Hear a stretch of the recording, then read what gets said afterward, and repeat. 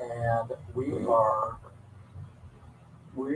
freaking having a ball here today. So we're really excited to have you all today. It's Jeff Eichen with Weeds Day, and don't forget to read my T-shirt and to follow the rules. Anything. My parents came home and had their Mai Tai, so they did it respectfully and honorably. So in moderation, everything except for love, and resiliency, bounce back, everybody, and we can't go down that hard. We've been what 50 or 80 years, Dan, with prohibition since 37, 47, Uh, 67. yeah, but we're a bit over 80 years going on.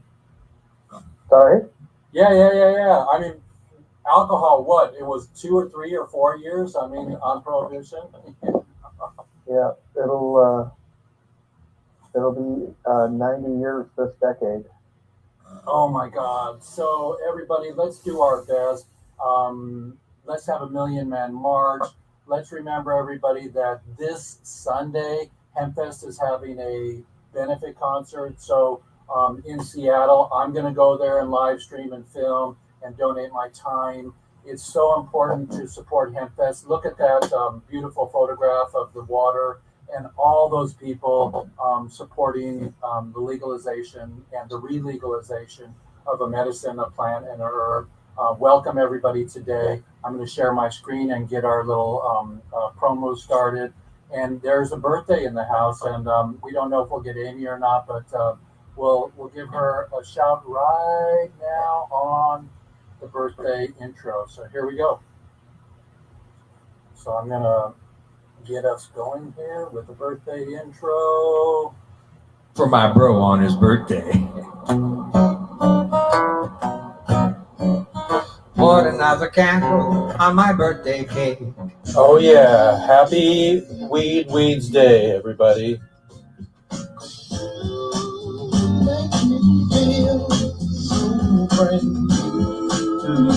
And when I do, I wish I'll make So I don't get another in trouble with candle Facebook on my birthday cake. I'm another year old today. Birthday too, so Amy and Al got it. My birthday is with Casanova and also Marvin Gaye. Hello everybody, it's Jeff Eichen here behind the curtain, and I'm loving my software here. You can see me when I get in the groove. And Hemp Parade, we're going to have Tommy Chong on May 4th. Conflict of Incredibleness, he's filming today. So welcome to my team. Welcome to Amy Kova's birthday. And Al Green, let me be the one you let out of jail or assist. So we're going to talk about NFTs today. We're going to talk about our projects. We're going to talk about the war on people and Hemp Parade, everybody. And you've got to read my T-shirt, and that's all I need to say. Hemp Parade, everybody. And you know what? Happy birthday to all. And Tommy will be on soon, you guys and gals. Hemp Parade, Jeff Eichen, saying nobody should be in jail for a plant.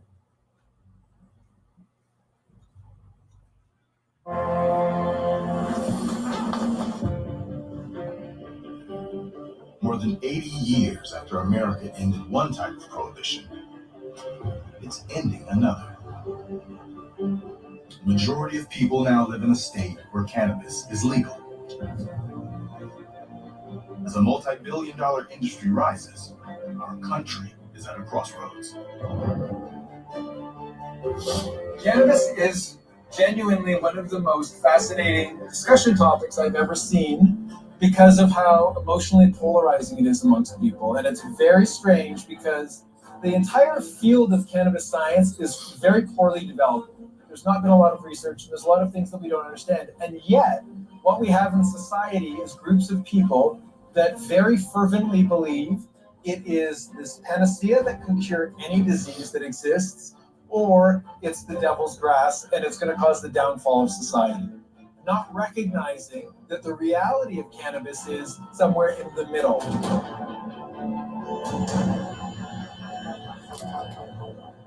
birthday, Amy. That was Amy and Jeff today. Who was on our show last week. So we're really happy to have a really incredible Hemp Parade. So thank you so much, everybody. Hemp Parade.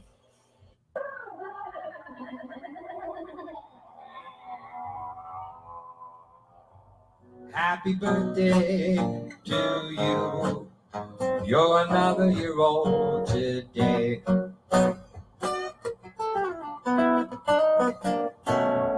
Happy birthday, bro. Yeah, now. So welcome everybody to our show today, and I will get us unstuck here. And here we go. Here we go. It's a really beautiful time to have beautiful people and to just realize that today is the first day of the rest of your life. All the one-liners help us get through and bust out of COVID. Why don't we start with Eric? Eric, why don't you give us an update on what's happening this weekend for HempFest? Thank you, Jeff. Yeah, I'm delighted to. Thanks for having us on Weed Wednesday. The HempFest is excited to say that we are slowly but surely getting back into live events. And the first of such events is going to be happening this Sunday, the 17th at the Crocodile, the famous venue here in Seattle. Tickets are on sale now. You can go to hempfest.org and get a link to buy the tickets. They're also available at the door. And one of the cool things that we're doing, Jeff had mentioned earlier that we're going to be talking NFTs today. I'm sure that he's going to have a lot to talk about with NFTs later. But we are actually going to be issuing for this event a free HempFest NFT, commemorative NFT, to everyone who buys a ticket. So we're pretty excited. I just got those in yesterday, and we're getting all those printed up to distribute and to mail out to anyone who buys a ticket but maybe can't join us. It is Easter Sunday, kind of an awkward time to have a party, but we're fine with it. So anyone who wishes to join us, we're happy to welcome you. That's at the Crocodile this Sunday. Well, that's fantastic. I'll put myself onto the first screen here and share with you. So tell us a little bit your inclusion in HempFest, your role, and how important HempFest is in the history of ending prohibition. Because Vivian and Sharon were the first ones to tell me that they were supporting two lifers, and I could not in my life fathom what a lifer was, but it was on my birthday, and that was in 2015, and I ended up doing this movie with Jeff Mazansky in my movie, who was on last week, and they're free now, and we're bringing them home. So tell us your story about your connection and how important HempFest is, and for people to show up, or about our live stream. Here we go. Sure. Yeah. Actually, I'm a fairly new guy to the HempFest family. I'm sort of a global traveler, and I had lived in India for 2 years, trying to develop a hemp business in India from 14 to 16. So when I moved back to Seattle in 2016, I immediately wanted to jump into the hemp community, since that was it's what I've been doing since 2009. So I met up with them, and for the first couple of years, honestly, I just showed up at the waterfront and started putting up tents and just helping them set up. But then pandemic hit, and it was something that hit HempFest very hard. So at that point, I had to take off my construction hat and put on my MBA hat, and that's sort of I've been brought in to the board of directors to sort of help guide them through some more of the challenging, the business challenges that are associated with trying to navigate a 30-year-old nonprofit that can't have their seminal event through a 2-year-long pandemic. So that's sort of what brought me onto the family. And as a function of that, we've had to really think outside the box. Think, what does HempFest look like after our 30-year party in the park? Not to say the 30-year party in the park's ever going to go away, but there's so much opportunity for the great goodwill that HempFest has built behind its brand over the years. The strong reputation of being a free speech protestable. We need a whole lot more of that outside of Seattle. HempFest does have an active licensing program. We're currently in 7 different states, and in July, I will be transitioning over to Portugal to start scaling the HempFest model into Europe. And I actually have a call later today to discuss a show in Portugal. And the obvious, although Portugal is a delightful market and we're happy to be there, the medium-term goal is going to be looking over at their neighbors in Germany as the new liberal government there starts to drop the flag on recreational cannabis for German people. So, we're really excited to do that. That's a lot in store for HempFest as far as scaling. And, if fortune smiles upon us, referring to your shirt, Jeff, we gather every year to celebrate beer in the form of Oktoberfest. And that's a global thing, and hemp needs the same thing. And so HempFest would really like to be the Oktoberfest for the cannabis and hemp community. And we're going to try to go, the only way to do that is to be represented globally. So we're going to try to spread the good word. That's fantastic. Well, we're proud of you. We know that certain countries like Uruguay and Portugal have decriminalized all non-pharmaceuticals. I believe Oregon is in the process of figuring that out also, and that's a good paradigm. And thank you so much. And what about ending prohibition? That's fantastic. You're going global. Did you know about HempFest for years before you got involved with them? Absolutely. I mean, back in the 90s, I went to undergrad at Miami of Ohio. We always used to go to Ann Arbor for Hash Bash. I remember them. And as soon as HempFest came on the scene, everyone at Hash Bash knew HempFest as well. Like at HempFest, I just spoke with people in Portugal this morning, and my Portuguese partners had heard of HempFest. So I mean, our reputation is global. Seattle, it's a very Seattle thing. Everyone on the West Coast knows about HempFest, but when you've been around for 30 years and you have freedom fighters like Vivian McPeak up there, we're talking High Times Freedom Fighter of the Year a couple times. We've just had some, Dan's father, Jack, has been on our stage a bunch of times. So it's just one of those things that has really, we've built a reputation as the true freedom fighters for the plant. And as far as the, no prisoners for pot, that was a fairly new activity for me. I've always been more on the activism side, but it's absolutely critical. I mean, especially right now when you see the hypocrisy of all these people who are making small fortunes in the industry, and yet there are people who, for the same activities, are spending the rest of their lives in prison. It's it makes it really tough to spend any of the fortunes that we might make in the industry until that's taken care of. You mean like that song from Australia, How Can We Dance While Our Houses Are Burning? How can we sleep? Well, yeah. That's he's fantastic. Midnight Oil. Thanks for getting that song stuck in my head. Yeah, you'll hear that one for the rest of the day. Well, I got the poster up here. Tell us a little bit about who's going to play and what's going to happen. Is there going to be an auction? Because I'm donating a piece for the auction. And I'm going to be there to do media, so I'm glad to be local with you. Yeah, we're as far as vending, we're partnering with a local media team called Mediums Collective. They actually have a streetwear line as well, and they've created a few HempFest pieces in the past. You can see this is a really cool 5-panel hat that is made out of hemp. Sweet lining and everything. So they've partnered with us in the past. They're going to be handling all our vending. We're going to have. And take a note of that hat. Take a note of that hat. I'm sure they'd love to do one for you, Dan. but Swing. they're going to be helping us out. They're going to be helping us out as far as keeping all the merchandise.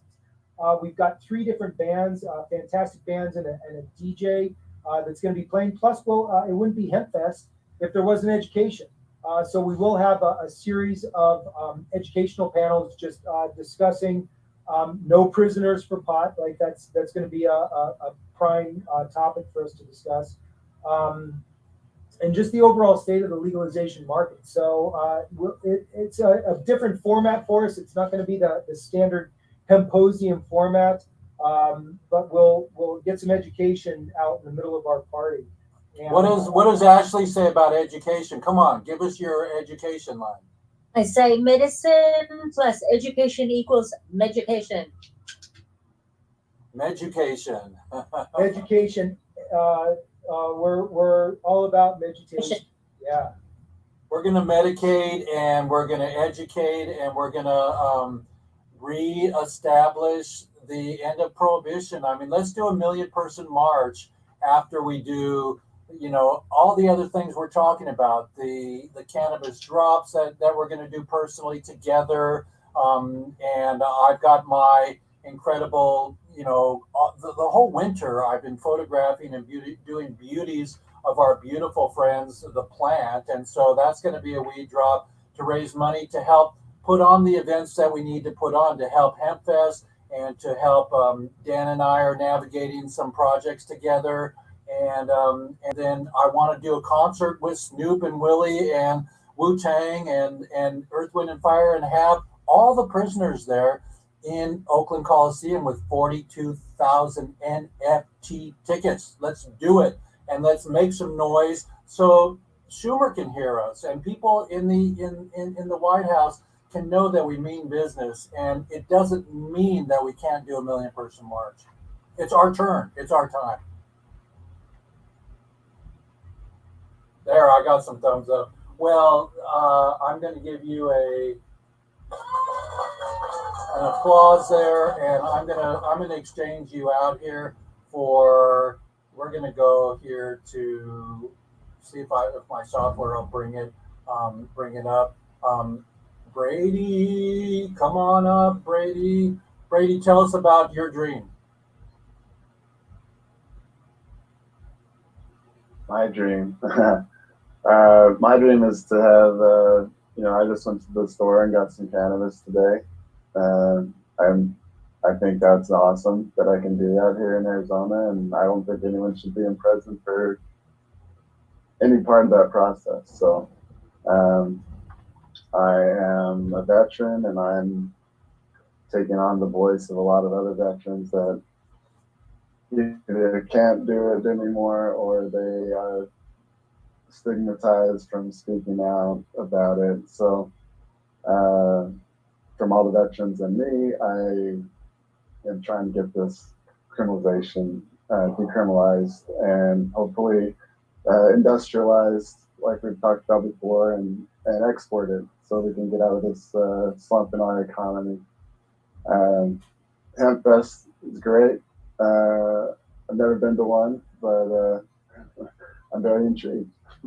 Hey, But, well, can we dub you as a general for the farmy, the green farmy, and we'll get you a hemp hat and a little hemp shirt, and we'll put you in charge of the POWs coming home and the POWs that are your buddies that are affected by opiates still, that are not as gentle as marijuana. I'm not allowed to give a promotion that it works or this or that, but you are that say that it helps you with your my pain, my PTSD.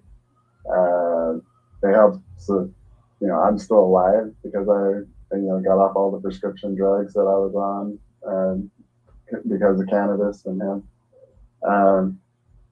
So yeah, you can give me a little funny hat if you want. I do. I got my weed socks on and my hemp shoes today. So yeah, there's nothing funny about a cannabis hat. There's no propeller, there's no pointed tops, and there's no Joker balls hanging off of it, and you would look stunning in one of HempFest's cannabis hats or one of our Jack Herrer cannabis hats. I'm sure. Well, I would love one actually. I just got back from fly fishing, so anything to keep this dome covered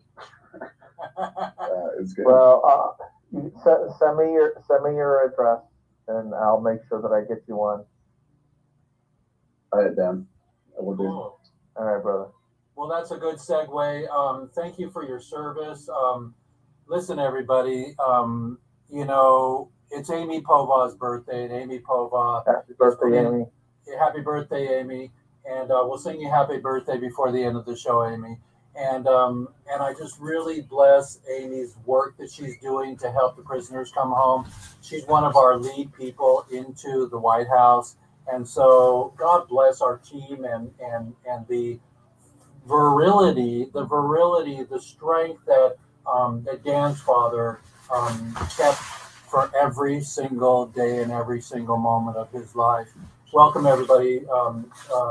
Dan Herrer, like Terror, it's Jack's son. Tell us a little bit about your dream, Dan. It's not all that different than my father's. There's nobody that should ever be in prison for this plant or really any other. And the fact that and part of your intro was there's so many states that have legal cannabis. I think that today that is not a true statement, because in every state that there is accessible cannabis, there's still laws against people using it, so we have paid access in these states, but there's no true legal cannabis yet anywhere in the United States. There's only tolerated access. It's hypocritical, the whole system right now. We need to change things. So, I look at there's still an incredible amount of education, including amongst the communities, like Brady, who just went out today and purchased cannabis through the access that is there in Arizona. But there are still people who are going to jail for it, whether it's smoking in public, smoking in their own homes, still dealing with child protective services because of cannabis. There is no real freedom yet, and this all needs to change. And many of us, many of the community that still consumes cannabis, things that we've all just did maybe 10 minutes ago, there are still people going to jail or being arrested or being ticketed for this plant, and this needs to end. And we need not to continue, the smoke and mirrors behind this access that we have, because it is smoke and mirrors. There is no truth to the fact that there's legal cannabis. There's only truth that prohibition still exists and needs to end. Well, your father was our model, and for being the voice. I was on Wilshire Boulevard many hours, and with Ellen Comp and the whole team there, Rose Rosenthal and the whole. And it's just incredible that we have Who Let the Dogs Out. So incredible that we have incredible beings that have dedicated their life to helping us to end prohibition here. And it's okay if we have dogs on our show. We love doggies. We have CBD dog treats. I should bring them on one day. I got a whole jar of CBD dog treats when they come on board. Let's bring on Natasha. Hello, Natasha. What's your dream? Hello, everybody. Here's our favorite pineapple. There's Tommy. My dream is for everyone that wants it and that needs it, the ability to heal themselves through nutrition, through food, and through this plant. It is a miracle. It's here for us to help each other. And nobody, not only shouldn't go to jail for it, but nobody should be UA'd and then lose their job. Nobody should have to make a choice between 25 opioids or narcotics and a plant. Nobody should have to make these hard decisions. Nobody should have to have a colostomy and a morphine backpack for pain when they can use the plant. And that's my story. And it's here for everyone, and I want to free it. I want to free the prisoners. I want to free the plant itself, and I want to free the medication. We've got to make people understand that we've been lied to, and we have to get the truth out there. The truth is worth it. Every word, every say, every day.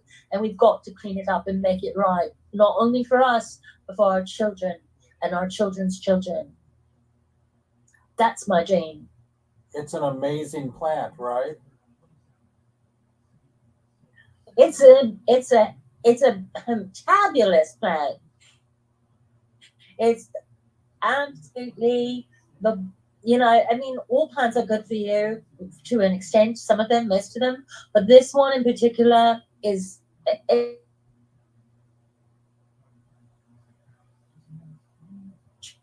and all the things and all the positivities that come from it. It's a lifesaver. It's not only a life changer, it's a lifesaver.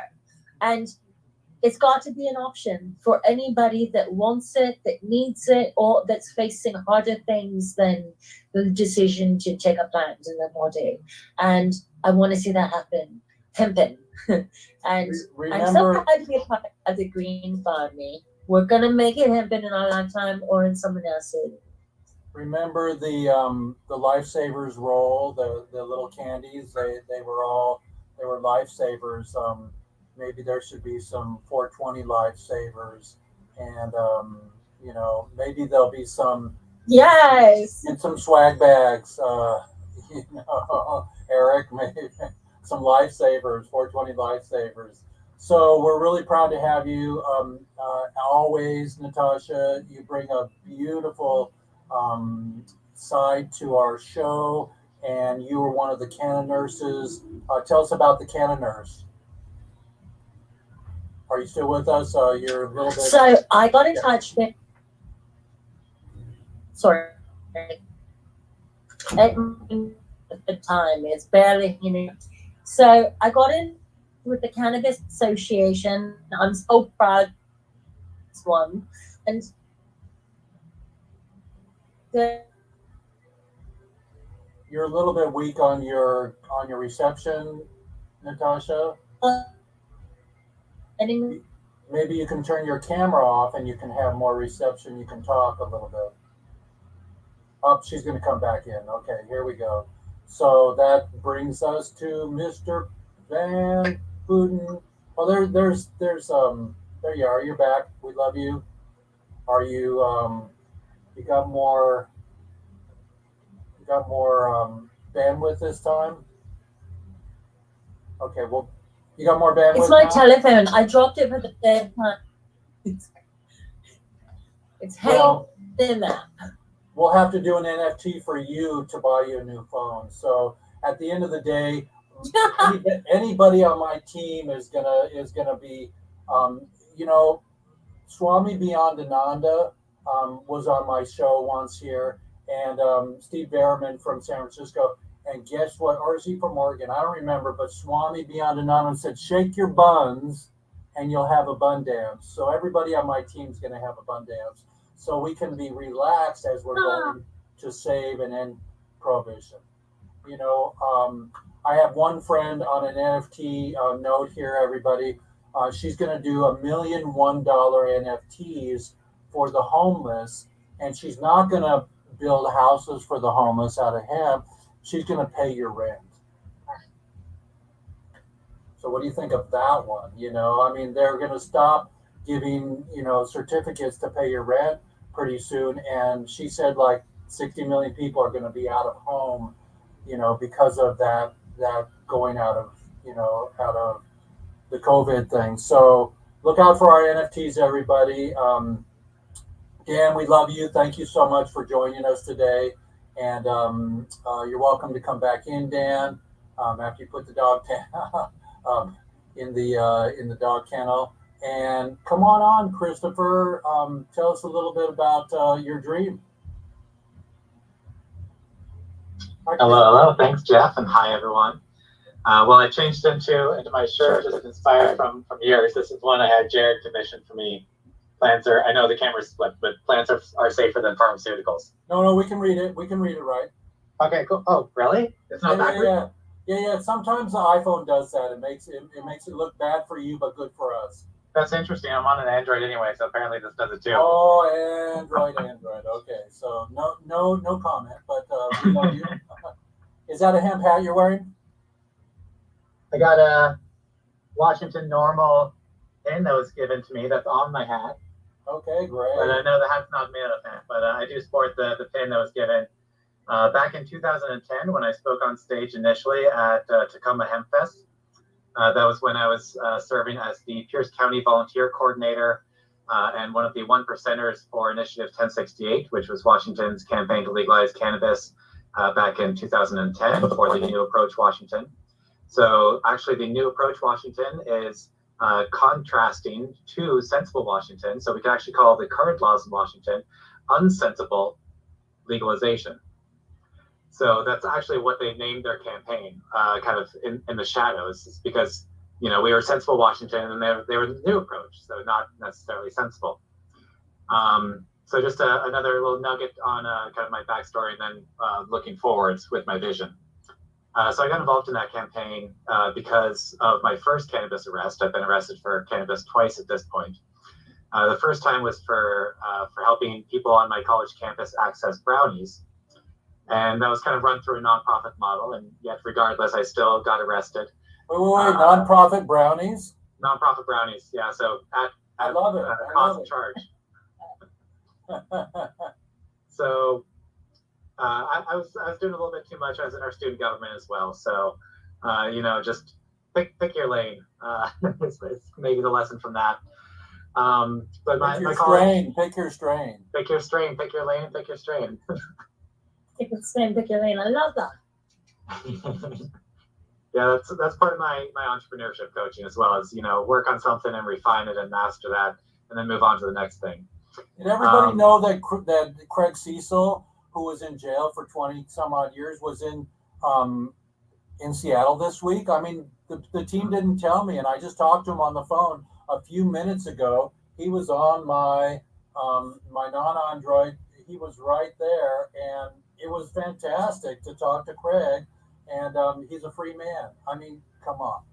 It's so beautiful that we have these spokespeople, these people that are out there. He's on a motorcycle trip, and guess what? 20, 30 years without a motorcycle, without your kids, without a pizza, without a beer, it's so beautiful that he got to Washington. I said, dude, next time I'm going to come to Seattle and film you, dude. So it's really beautiful.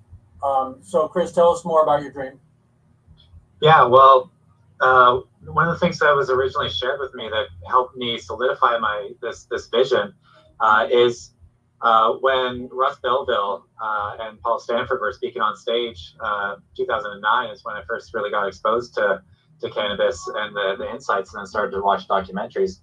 And so I realized just how absolutely absurd it is that one species will declare war on another species, calling it illegal, especially because it provides benefits, not only industrially, but because of the consciousness that it facilitates. So there's many ways that I absolutely agree that we don't have a real legalized framework at this point. We have tolerable access, right? And part of what I was fighting for originally is something that hasn't been implemented anywhere except for Colorado, I believe, which is where cannabis is essentially ingrained in the Constitution or removed entirely from the Controlled Substances Act of 1970, whereby then there's no possibility for discrimination through piss testing and then firing in workplace conditions. Because while that still exists, the basic fundamental right to access cannabis still isn't in existence, because people can be discriminated against and fired for using it as a substance.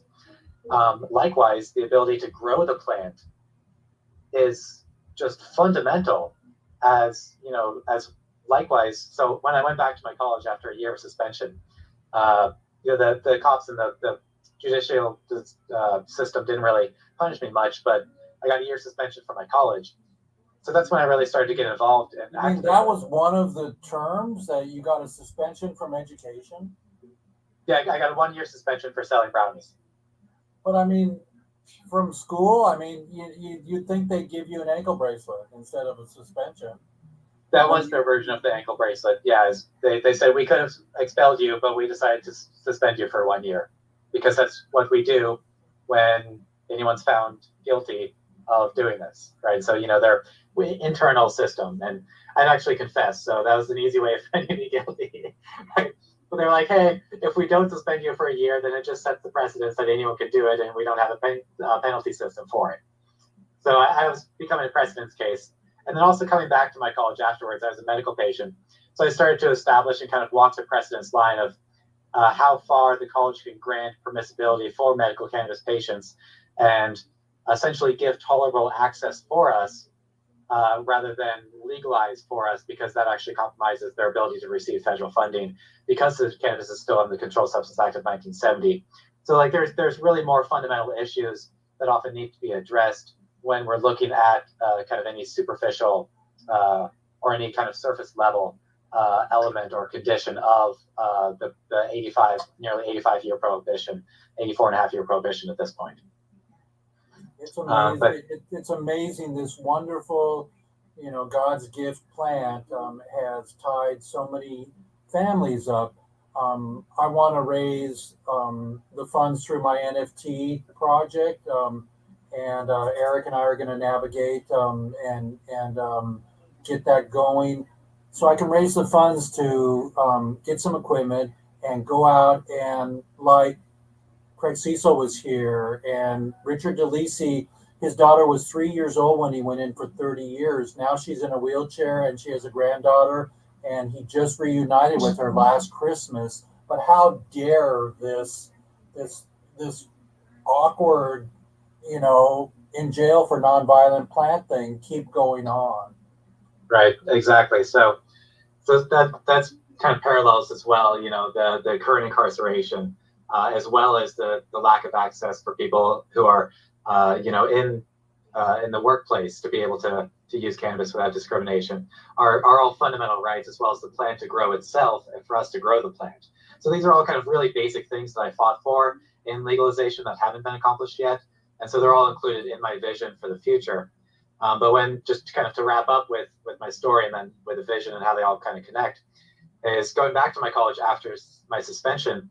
I kind of up-leveled from the Just Cannabis activism to founding my college's chapter of Students for Sensible Drug Policy, which along with college normal chapters is one of the major ways for students to get involved in dismantling the war on drugs and advocating for treatment-based approaches rather than incarceration, which for the sake of cannabis doesn't include too much except for, give a little percentage of the legalization budget to, hey, kids, don't smoke marijuana.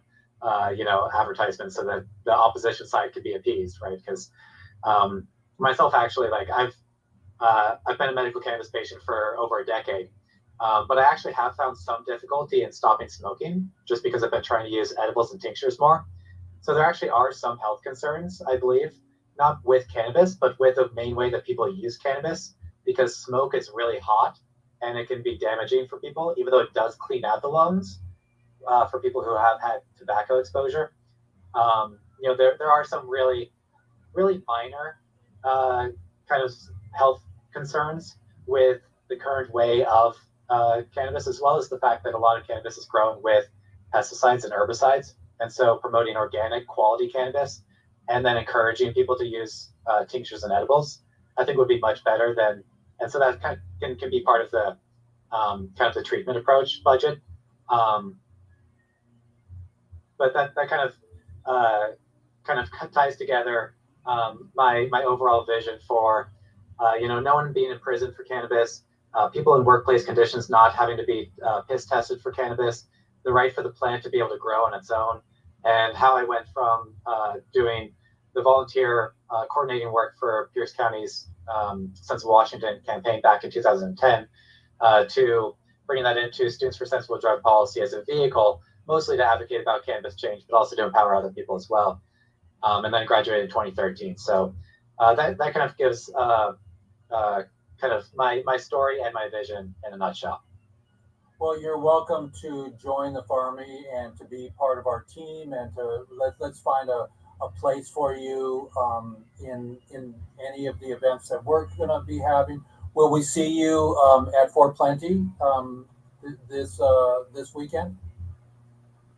So I'm based out of Portland right now, so I'm not sure if I'll be making up next week. But yeah, it's also I'd spoken on stage at HempFest and Hempstock, Portland Hempstock as well, throughout 2011 and 12 and 2013 as well. But as to my schedule for a week from today, I'm not quite sure. I do actually We'd love to have with, you with a cannabis-based company. So we have 420 sales, so I might be really busy with promotions for that. But definitely send me some info, and I'll see if it kind of fits in my calendar if I have time for it. Well, and also look out for our white labeling solutions for NFTs. We can help you with that down the road. It's going to be really the future, and I'm gonna definitely be getting into some trouble with Eric about that, and so that's really a blessing and in disguise. So again, so we can finance like my film, so I can hire people and we can get Snoop and Willie to come to a concert, and the money won't be funny. We don't have to beg and borrow from all these incredible people that we talk about that have cannabis money that aren't really even aware, like I wasn't aware, that there are people still in jail for pot.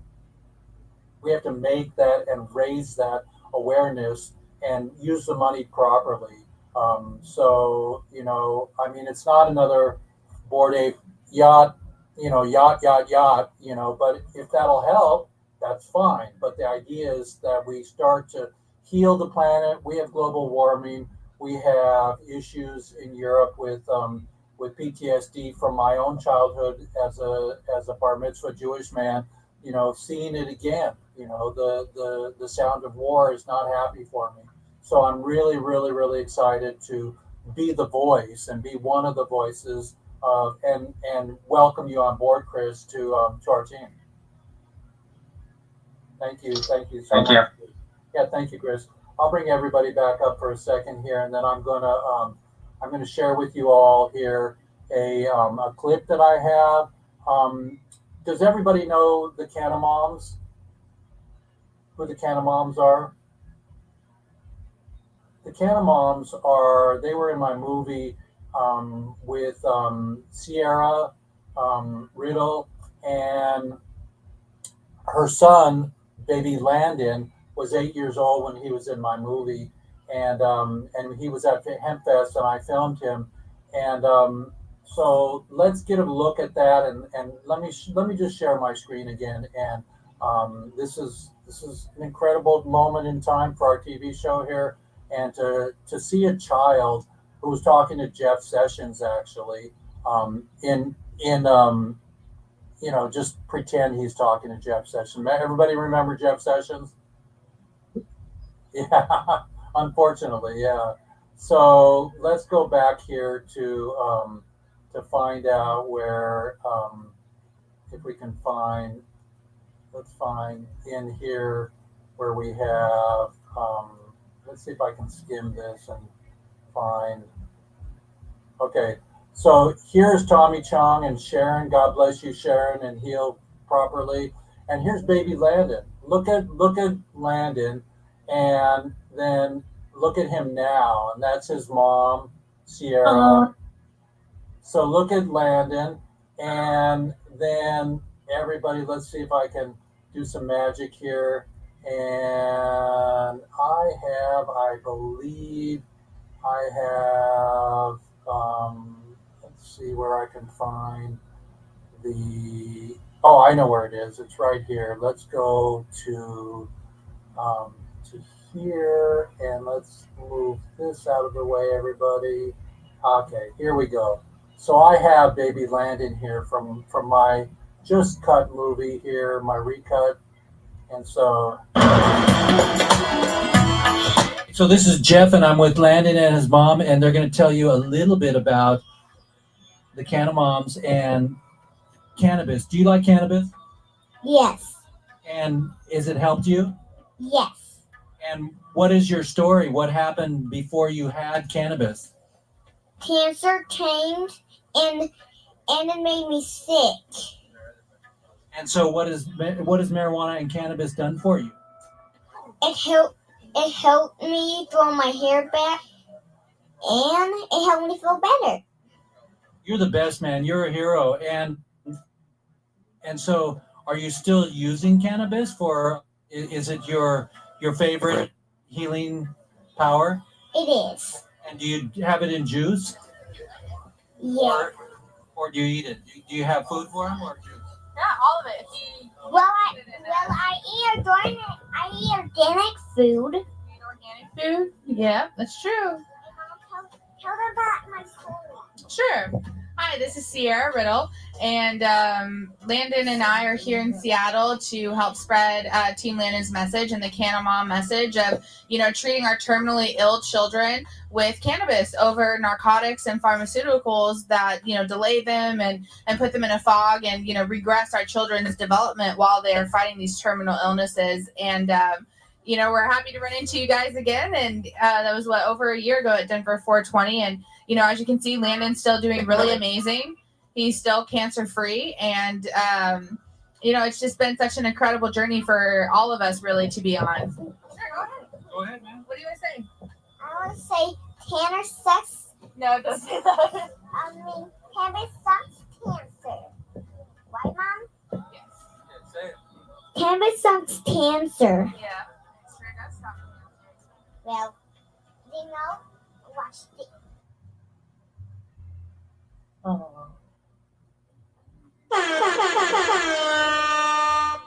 So everybody, that's incredible. We have a little advantage. Your mic. Wait. We got more Landon. Oh, thank you. Okay. So your name is Landon? So Landon just reached the camera and focused on my face, and that's very nice. So he's learning how to be a cameraman. Yeah, you're a little man now. You're doing great. So let me go push it on your face. Yeah, there we go. Got it. How'd that feel? How about turn milk?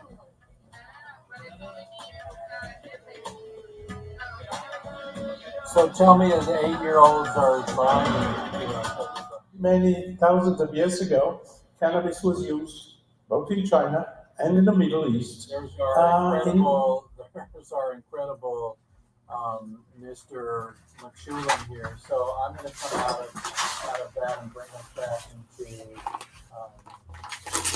operation here. So amazing, everybody, right?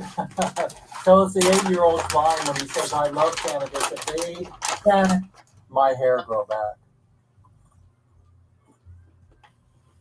I'm going to be quiet on that one. I mean, it's just amazing that this plant is still illegal and that we love it so much. And wait till I drop my NFT drop. Everybody, come purchase one, have it forever. We'll have some NFTs. I'm going to have a 1 series that'll be more expensive, but there'll be more things attached to it, and you'll be able to come to our events. We're planning on doing a 42,000 seat arena concert. To raise the awareness of the prisoners. I have access to all the prisoners, everybody, and we are going to definitely, see if I can pin myself here. We're going to definitely have the time of our life ending prohibition. I just want to help to get this. Let's see if I can get us here. Place on first screen. There we go. I want to get this job done for Dan's father, Jack. And that's kind of all. Oh, you know what? I wanted to share with you all 2 things here. One is, in our lifetime, we have, look at that, everybody. National Geographic. Are you joking? When I was a kid, all I saw was Africa and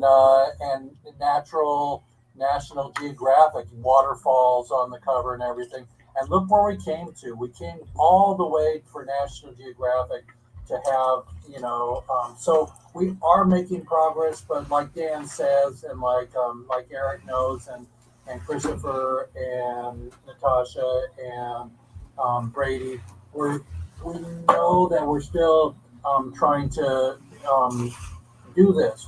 We're trying to stop the war on people, and we're trying to bring our, that's my slice, is bring our prisoners home. By the way, Michael, hello, Michael, come on our show soon. We miss you. Michael's home now. I flew all the way to see Michael across country, and that's him in jail. I was his first visitor in 20 years. So I also have Sir Tommy on in a couple weeks, and that's a book I did of Sir Tommy's house, and we can show a couple of shots from his house. The books. Let's see what he has on his bookshelf. The Idiot's Guide to World's Religion, Indian Fishing, Promises from God's Word, Zen by the Brush. Let's see, Leather and Braiding, and the Netchetsky Handbook, the Complete Poems and Plays from 1909 to 1950, Thelonious Monk, and then I know that he's got, let's see if we've got this one here. This is a good one. And we got the Pot Book, and we've got the Handbook of Native American Herbs, and the Feng Shui for Beginners. So the book that I made with Tommy, when it becomes releasable, when they release it, I'll let everybody know. I'm looking for a publisher for my books. I'm going to be photographing people's homes, because that's what I do. I photograph people's homes, and Tommy graciously allowed me in his house. So stick with us. We're gonna hopefully have Tommy at all of our events. And let's get Tommy now. He's 84 years old, and with Cheech, and Willie's 89.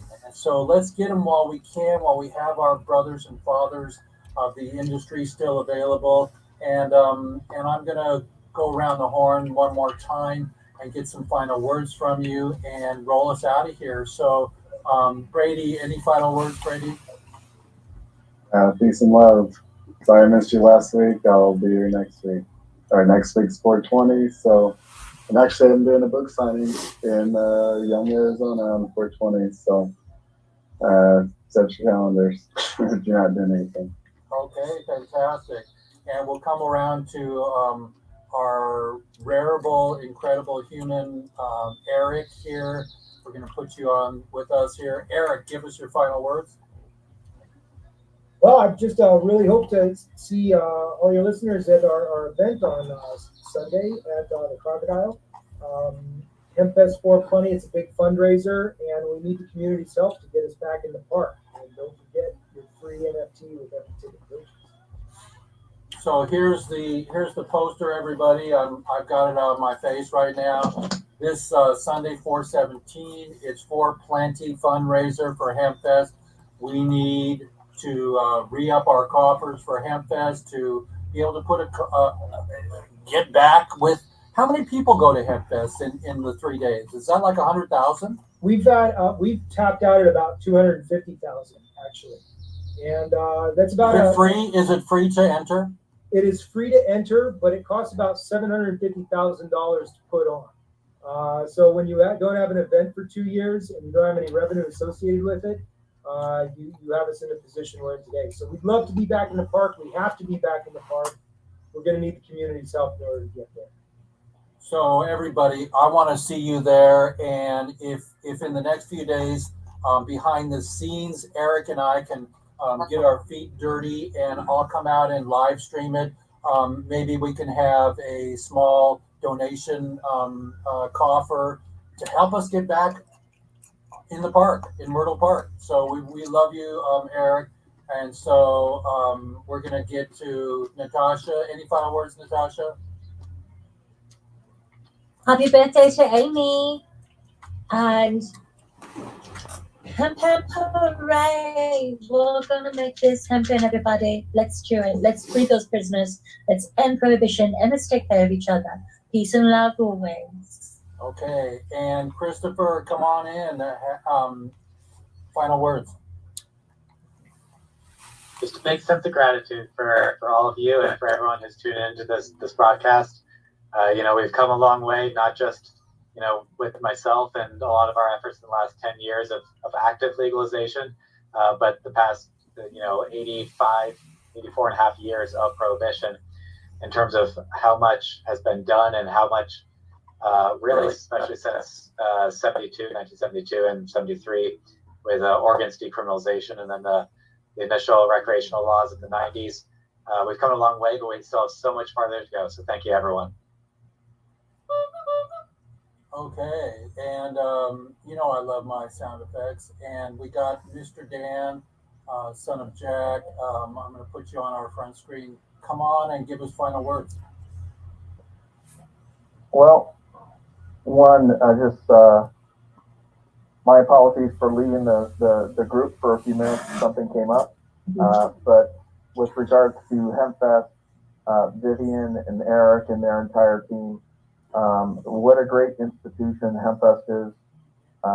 Their voice and their presence in Seattle has not just stayed in Seattle. Its influence and the people that come to visit there and the people that take information away from there and then share it with others in many different parts of the U.S. and around the world. Their influence in changing the narrative and helping to end prohibition is second to none.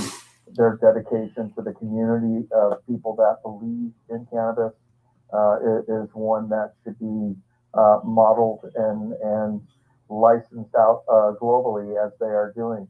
And I'm forever grateful for the energies that they put in times of incredible strife with regards to anything and everything cannabis and the economies.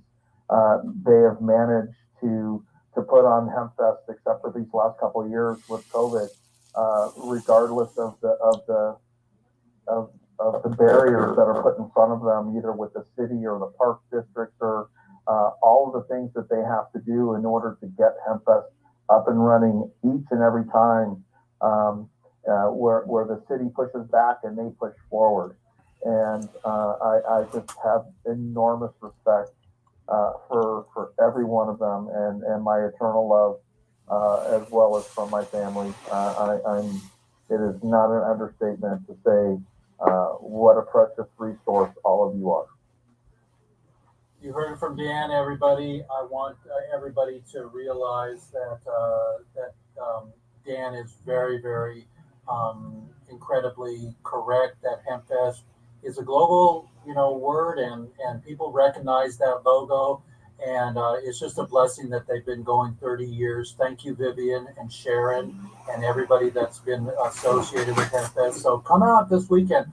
I'll be there, everybody. You can meet me if you want. I'll be behind the camera, streaming it and beaming it and doing the best I can always. And remember resilience, everybody. Bounce back and stay in your lane. And why don't we do one thing?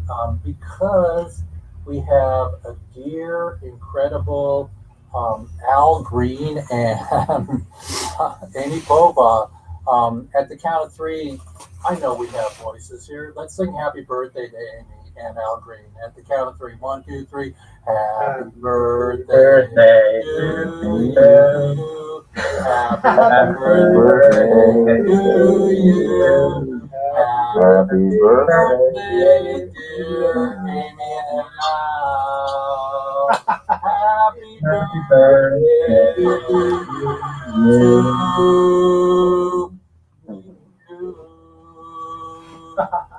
Yeah, you said voices. You didn't say good voices. Well, you know what? We're a Motley Crue, but Motley Crue, that was a great band. But they actually had voices. So I'm sure we can kick it, and on stage. And I'll see you on stage, everybody, at our concert and at any other events that we're going to be doing and popping in. Just stay close to WEEDSDAY, everybody. And I'm going to wish everybody. Oh, let's get our photograph here. Everybody hold their 3 fingers up for our thank you poster. 3 for weed, everybody. 1, 2, 3. Give me a 3, Natasha. Oh, Natasha's on a frozen boat, and I'll get one of her old photos. So I got that, and then you know what? I'm going to share my screen with you one more time, and then I'm going to.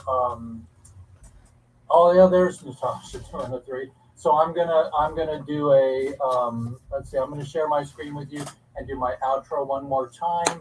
And it's been blessing today. We're gonna do this together. And Eric, I'll see you offline. Everybody, I'll see you offline. And don't forget, Christopher, to leave me your information so we can stay close and keep you in the farming. Brady, always, and Natasha, looking good. So Eric, please reach out to me if you would, brother. Give me a call. Yeah. Got it, Dan. Thank you, bro. Everybody network and shake your buns. We'll have a bun dance. Okay, so here we go. Let's get my software up here. And here, I want to share one thing with you, everybody. It was the birthday of this song, and look at this sun. This is the sun, Dan. This is the sun, and I can only play a little or I'll get in trouble. I'm a dreamer, but I'm not the only one.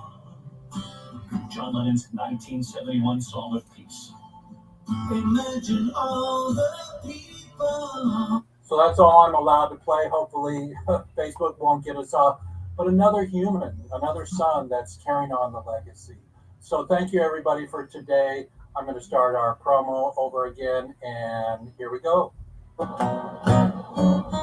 What another candle on my birthday cake. Oh yeah, happy Weeds Day, everybody.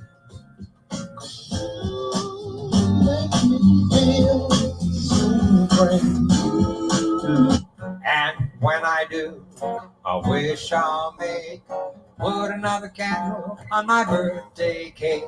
I'm another year old today.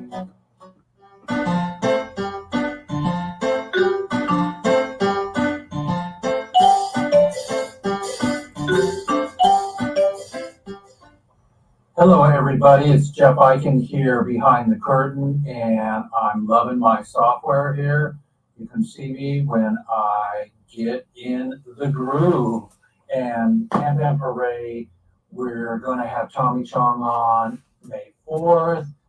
Conflict of Incredibleness, he's filming today. So welcome to my team. Welcome to Amy Kova's birthday. And Al Green, let me be the one you let out of jail or assist. So we're going to talk about NFTs today. We're going to talk about our projects. We're going to talk about the war on people and Hemp Hooray, everybody. And you've got to read my t-shirt, and that's all I need to say. Hemp Hooray, everybody. And you know what? Happy birthday to all. And Tommy will be on soon, you guys and gals. Hemp Hooray, Jeff Eichen, saying nobody should be in jail for a plant.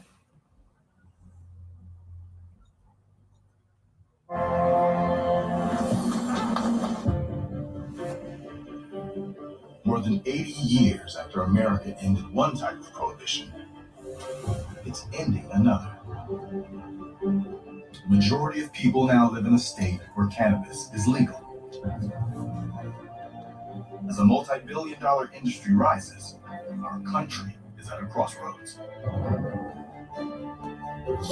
Cannabis is genuinely one of the most fascinating discussion topics I've ever seen because of how emotionally polarizing it is amongst people. And it's very strange because the entire field of cannabis science is very poorly developed. There's not been a lot of research, and there's a lot of things that we don't understand. And yet, what we have in society is groups of people that very fervently believe it is this panacea that can cure any disease that exists, or it's the devil's grass and it's going to cause the downfall of society. Oh, Not recognizing that the reality of cannabis is somewhere in the middle. All these people. There's Craig Cecil. He's home. I talked to him today.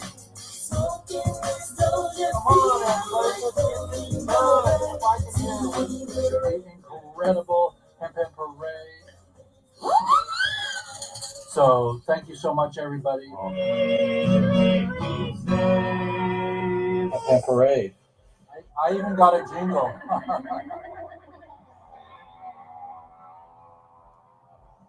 Happy birthday to you.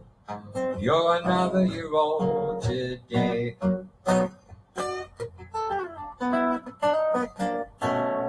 Happy birthday, bro. And sis. So everybody, just amazing that you guys all hung in there with me today. I love my little team.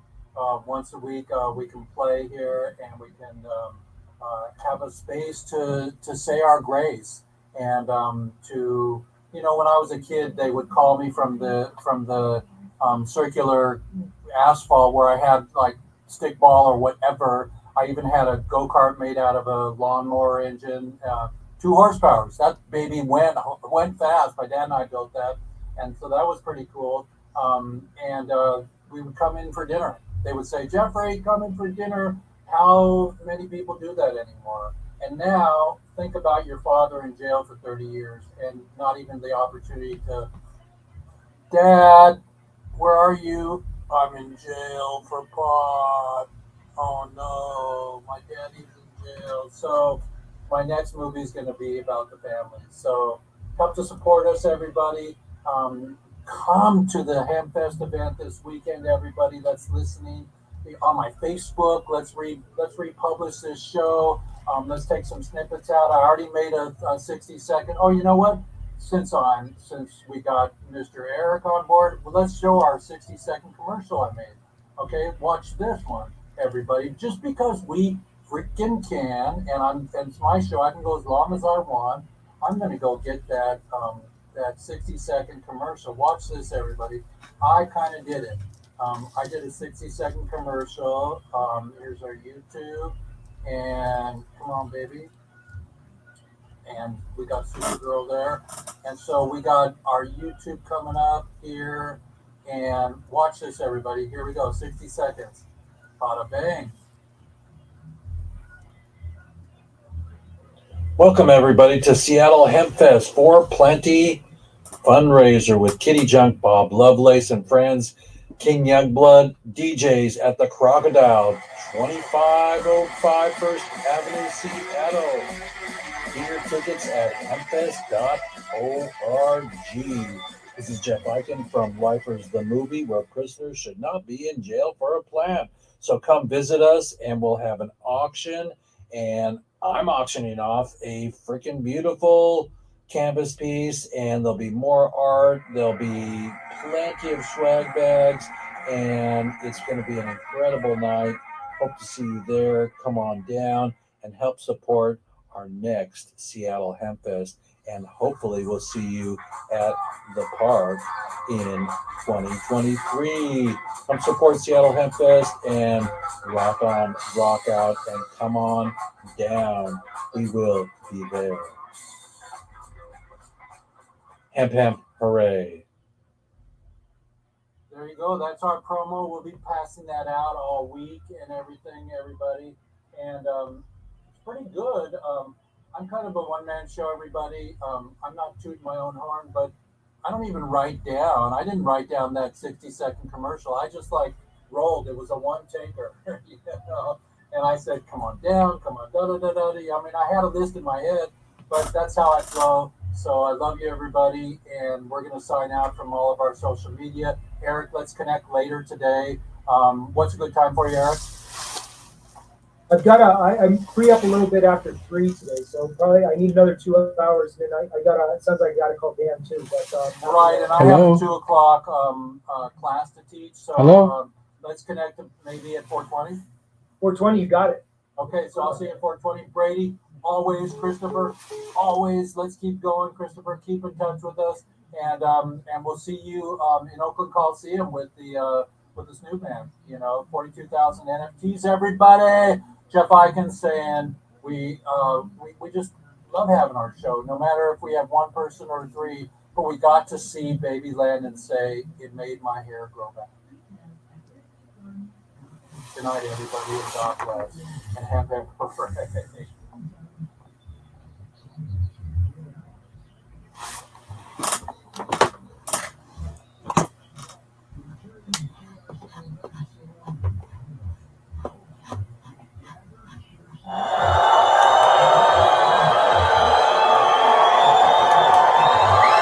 Hello, Mr. Jeff